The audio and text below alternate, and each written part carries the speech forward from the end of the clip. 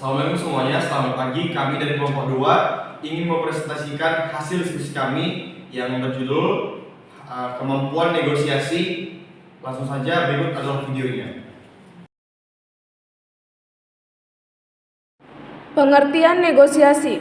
Negosiasi adalah proses tawar-menawar dengan cara berunding untuk mencapai kesepakatan kedua belah pihak.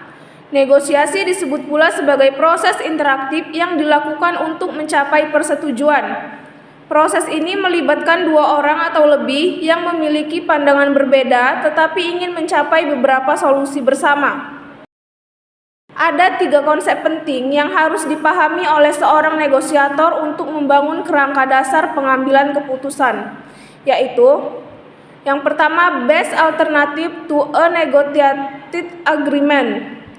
Langkah-langkah atau alternatif yang akan dilakukan oleh seorang negosiator bila negosiasi tidak mencapai kesepakatan. Misalnya, mengenai pesangon yang akan dibayarkan oleh pengusaha tidak dapat disepakati oleh pihak pekerja.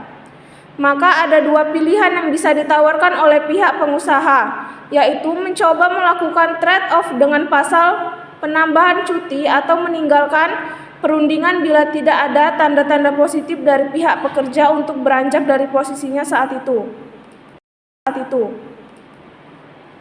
Yang kedua, reservation price. Nilai atau tawaran terendah yang dapat diterima sebagai sebuah kesepakatan dalam negosiasi. Sebagai contoh, negosiator dari pihak pekerja akan menyepakati hasil perundingan secara keseluruhan. Apabila minimum 5 dari 10 usulan mereka dapat diterima oleh pihak perusahaan. Yang ketiga ada zone of possible agreement. Suatu zona atau area yang memungkinkan terjadinya kesepakatan dalam proses negosiasi. Struktur negosiasi. Yang pertama, negosiator, penutur atau penutur dan mitra tutur, pembuka, penggiringan topik atau basa-basi, isi, inti pembicaraan, penutup, pengambil keputusan atau penyelesaian. Dalam negosiasi ada 2 jenis negosiator. 1. Values claimers, memandang negosiasi sebagai proses pertikaian. Masing-masing pihak berusaha mendapatkan sebanyak mungkin jatah atau kemenangan dan memberikan sedikit mungkin jatah atau kemenangan bagi lawannya. Kedua, value creator, mengutamakan proses yang akan menguntungkan kedua belah pihak, mencoba untuk menciptakan nilai tambah bagi kedua pihak yang bernegosiasi. A. Melibatkan dua pihak penjual dan pihak pembeli. B. Adanya kesamaan tema masalah yang dinegosiasikan. C. Kedua belah pihak menjalin kerjasama. D. Adanya kesamaan tujuan kedua belah pihak. Dan E. Untuk mengkonflikkan masalah yang masih abstrak. Tujuan, mencapai kesepakatan yang dapat menguntungkan seluruh pihak yang bernegosiasi, menyelesaikan permasalahan yang sedang dihadapi oleh pihak-pihak yang bernegosiasi, menemukan solusi dari permasalahan yang sedang dihadapi tersebut, mencapai situasi yang saling menguntungkan seluruh pihak yang melakukan negosiasi hingga seluruh pihak mendapatkan manfaat. 1. Terciptanya suatu jalinan kerjasama antara satu pihak dan pihak lainnya untuk mencapai tujuan masing-masing. Yang kedua, adanya saling pengertian antara masing-masing pihak yang bernegosiasi mengenai kesepakatan yang akan diambil dan dampaknya bagi semua pihak. 3. Negosiasi bermanfaat bagi terciptanya suatu kesepakatan bersama yang saling menguntungkan bagi semua pihak yang bernegosiasi. Yang keempat, terciptanya interaksi yang positif antara pihak-pihak yang bernegosiasi sehingga jalinan kerjasama akan menghasilkan dampak yang lebih luas bagi banyak orang. Strategi negosiasi. Strategi kooperatif meliputi 1. Sasarannya untuk mencapai kesepakatan bagi kedua belah pihak. Yang kedua, menggunakan semboyan win-win solution yang artinya saling menguntungkan bagi kedua belah pihak. Yang ketiga, melakukan kompromi bila diperlukan dan timbal balik. Dan yang terakhir, menciptakan landasan kepentingan bersama. Strategi kompetitif meliputi mengalahkan lawan, tidak mempercayai lawan dan siap bertarung, menuntut sebuah konsesi, menegaskan posisi dan melancarkan tekanan, tidak memberikan apa-apa dan menghabiskan semuanya.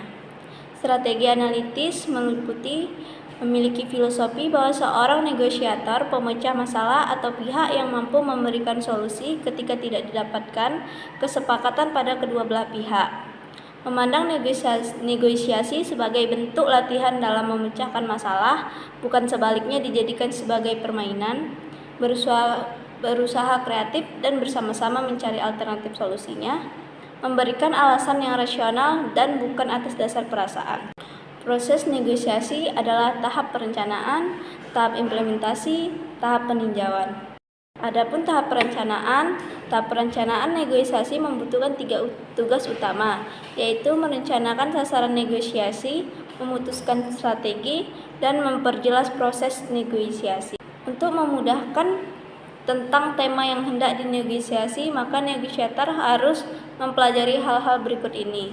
Tujuan dilakukannya negosiasi, mengapa harus diadakan negosiasi ini, kapan waktu negosiasi dilaksanakan, di mana sebaiknya tempat negosiasi dilakukan, siapa saja yang ikut serta sebagai saksi, apa yang dimiliki untuk bernegosiasi, apa yang ingin dicapai dan diminta kepada pihak lain, apa yang Anda tawarkan kepada pihak lain, dan strategi apa yang hendak digunakan. Tahap implementasi. Tahap implementasi merupakan tahapan penerapan atau tindakan yang diperlukan agar mencapai sukses dalam bernegosiasi. Tahap peninjauan. Tahap ini merupakan tahapan setelah berlangsungnya proses negosiasi. Jenis negosiasi.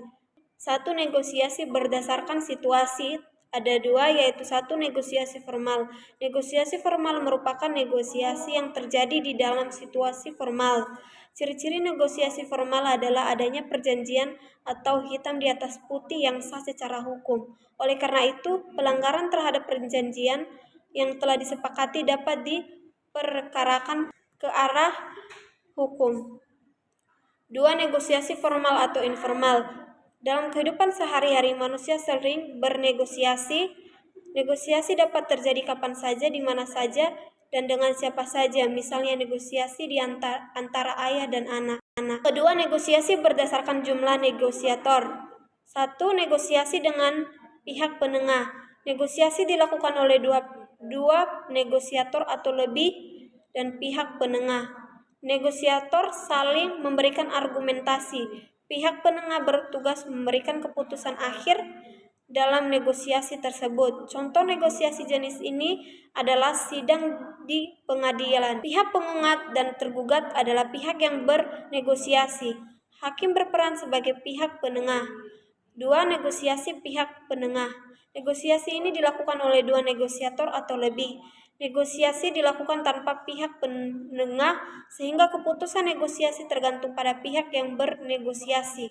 Salah satu contoh negosiasi ini adalah negosiasi antara perwakilan OSIS atau pihak sponsor. Ketiga, negosiasi berdasarkan untung rugi. 1. Negosiasi kolaborasi atau win-win. Dalam negosiasi kolaborasi, para negosiator berusaha mencapai kesepakatan dengan menggabungkan kepentingan masing-masing sehingga saling menguntungkan. 2. Negosiasi dominasi atau win-loss.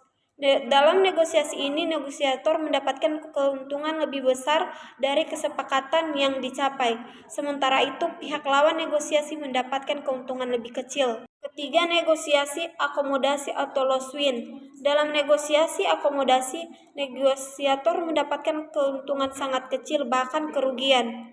Sementara itu, pihak lawan negosiasi mendapatkan keuntungan sangat besar, bahkan memperoleh 100% keuntungan. Kerugian ini dikarenakan kegagalan negosiator dalam bernegosiasi sehingga tidak memperoleh keuntungan. Faktor utama dalam kemampuan negosiasi yang baik menurut McGorry 2004 yaitu 1. Patience. Negosiator yang baik menyadari bahwa negosiasi membutuhkan proses termasuk di dalamnya untuk menghilangkan sekat di antara kedua pihak dan bukan merupakan hasil instan. Kedua, self-confidence. Negosiator yang baik menyadari bahwa dengan memiliki kepercayaan diri berarti memiliki pula keyakinan akan kemampuan untuk mencapai keberhasilan negosiasi. Ketiga, communication skill. Negosiator yang baik menyadari bahwa dengan melibatkan kedua pihak, negosiasi membutuhkan kemampuan komunikasi yang baik agar menangkap pesan secara efektif. Sekian dari presentasi kami, lebih kurangnya kami mohon maaf.